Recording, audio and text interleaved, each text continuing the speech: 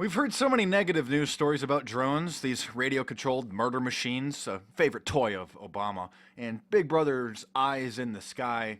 I thought it would be time for a positive drone story. Well, I guess at least a half positive drone story. Looks like a couple of guys decided to use a drone to drop off some tobacco and a cell phone to their buddy who was in prison. The bad news is that the people who are operating the drone got caught.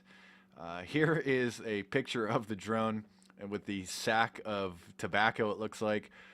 And these people are facing some serious prison time themselves now.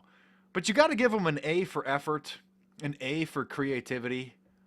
You know, close but no cigar. But these guys are facing 20 years in prison because it is a felony to smuggle contraband into a prison. And so when the guards saw the drone flying around, they probably realized what was going on and dispatched some guards out into the vicinity where they then found the people operating the drone and then arrested them. Now, of course, you've probably heard the news about Amazon.com planning delivery with drones. UPS is planning delivery with drones. Google is planning delivery with drones. It looks like this robotic takeover is becoming quite near, but it remains to be seen whether this is just going to be a pipe dream, a sci-fi fantasy that's impractical, sort of like communism, where on paper it may appear to be a good idea.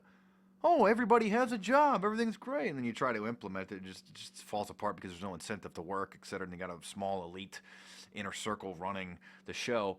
So it remains to be seen whether this delivery in 30 minutes from Amazon.com's drones is even practical. It may be a pipe dream of billionaire Jeff Bezos, but maybe you haven't seen what happens when you fly drones around people. Here's a drone wedding photographer decided to use a drone to photograph and videotape the bride and groom. And here's what happened.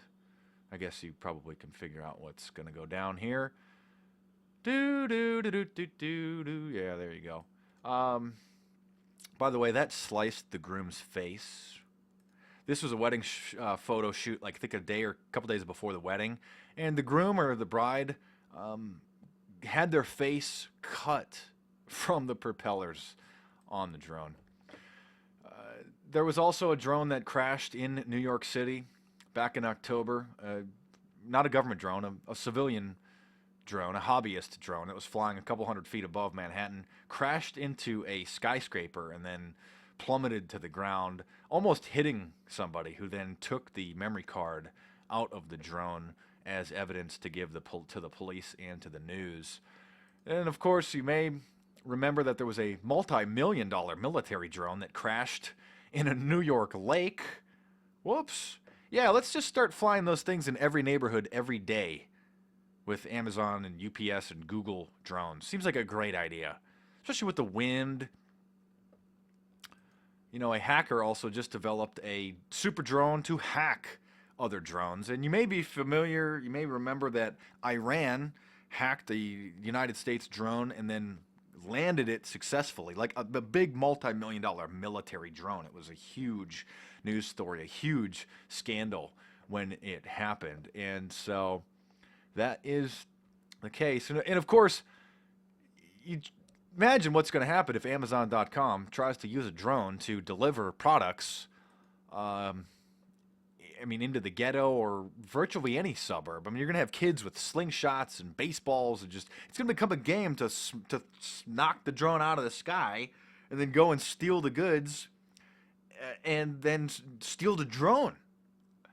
But maybe Bilderberg buddy Jeff Bezos, who did attend the Bilderberg meeting this year, and then bought the Washington Post, who's planning on translating into an e-edition in a few years and just dropping the print edition. But maybe he knows some things that we don't know, being a billionaire insider like that. Maybe he's anticipating Trapwire will become unrolled, the secret facial recognition system Uh, and then maybe he'll equip his drones with facial recognition scanners and all this stuff, so that if some kid in the neighborhood throws a baseball, the drone will see where where the object came from.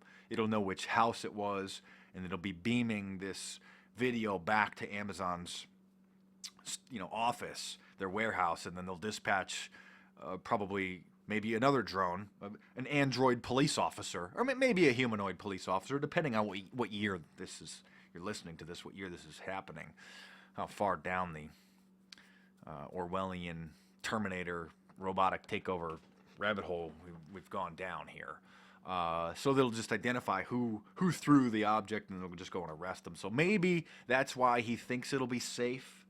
But there's plenty of people with pellet guns and airsoft guns that are just really gonna have fun at their new Android, target practice drones flying around. So nice try, guys. An A for effort, an A for creativity, some brass balls, using a drone to try to drop off some tobacco and a cell phone to their buddy. They didn't drop off a gun or a shank.